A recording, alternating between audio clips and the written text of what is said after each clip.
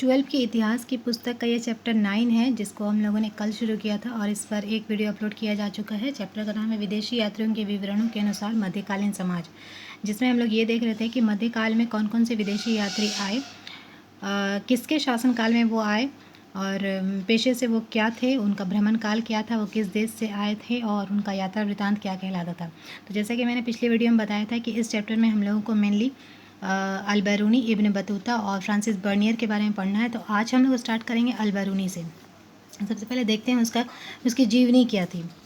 अल-बिरूनी जो है वो मध्य एशिया के ख्वारिज़्म का निवासी था।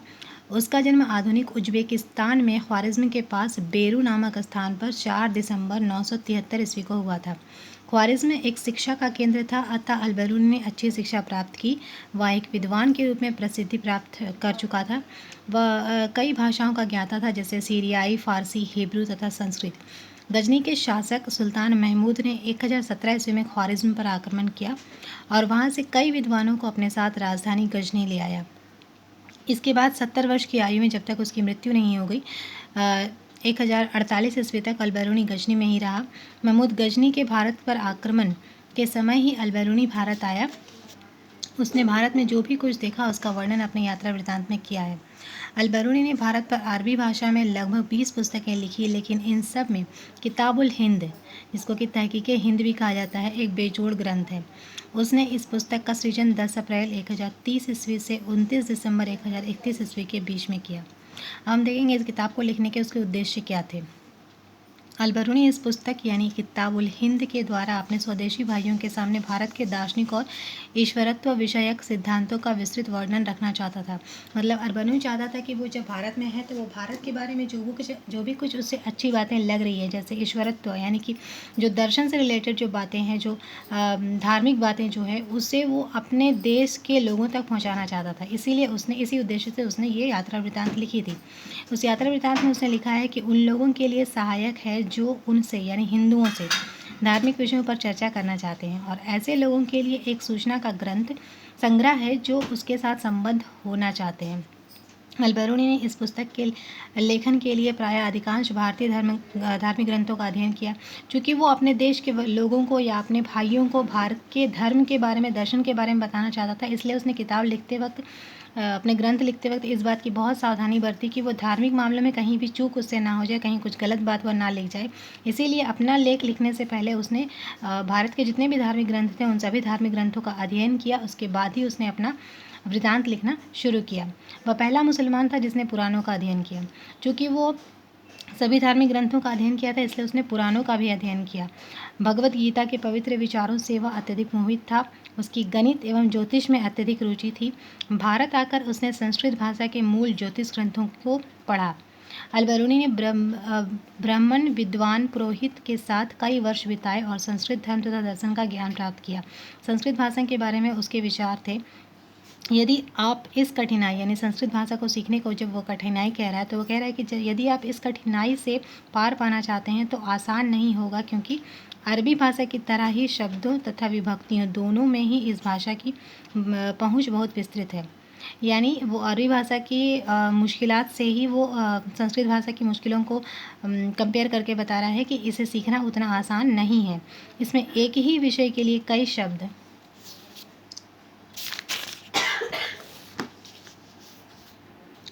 मूल तथा व्युत्पन्न दोनों प्रयुक्त होते हैं, और एक ही शब्द का प्रयोग कई वस्तुओं के लिए होता है, जिन्हें भली प्रकार समझने के लिए विभिन्न विशेषक संकेत पदों के माध्यम से एक दूसरे से अलग किया जाना आवश्यक है।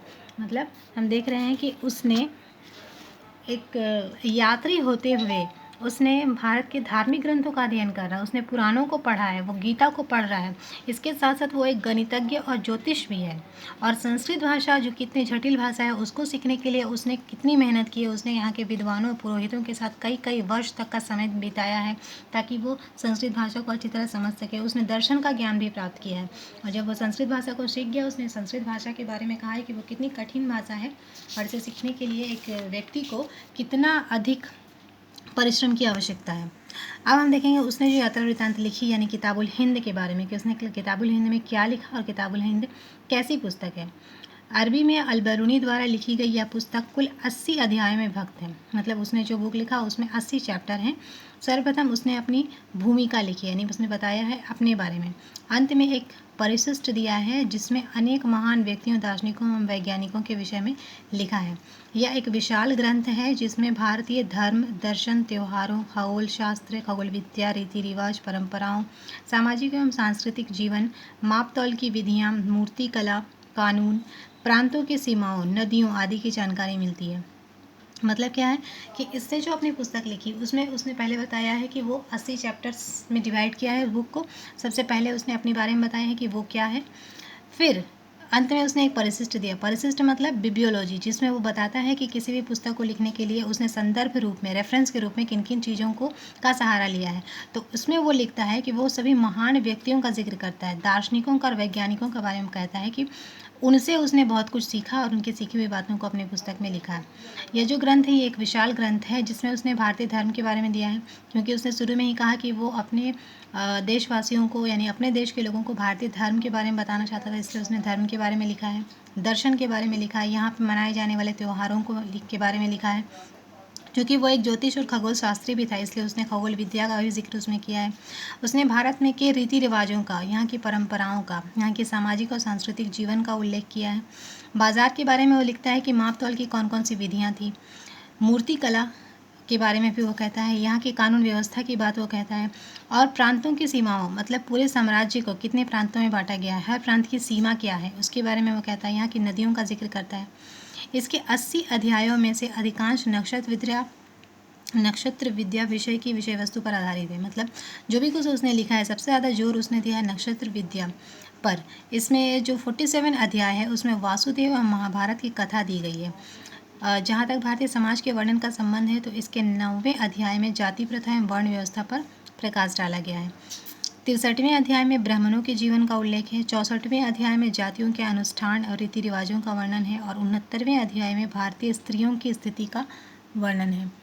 तो ये था अलबरूनी का किताबुल हिंद, जिससे ये पता चलता है कि कितने अध्याय थे, उसमें किन किन बातों का जिक्र किया है, उसमें रेफरेंस के रूप में किन किन चीज़ों का या किन किन लोगों से सहायता ली है, किन किन लोगों से उसने सीखा है, और हर अध्याय में उसने किस बात का जिक्र किया है, ये है। तो ये था अलबरूनी का किताबुल हिंद। इसमें इस वीडियो में इतना ही देखेंगे। नेक्स्ट वीडियो होगा उसमें हम देखेंगे कि उसे इस पुस्तक को लिखने में किन किन कठिनाइयों का सामना करना पड़ा है, क्योंकि वो एक विदेशी था और भारत में जब वो आकर रहने लगा तो यहाँ की जो सभ्यता संस्कृति थी वो उसके देश की सभ्यता संस्कृति से बिल्कुल अलग थी। तो वो किस तरह से भारत में एडजस्ट हो पाया, यहाँ की परिस्थितियों में किस तरह से अपने आप को ढाल पाया, और उससे किन बातों से मदद मिली कि वो भारतीय सभ्यता संस्कृति को, यहाँ की परंपराओं को, रीति रिवाजों को समझ पाया और अपनी पुस्तक में उसे लिख पाया। तो नेक्स्ट वीडियो में चैप्टर को कंटिन्यू करेंगे। Thank you.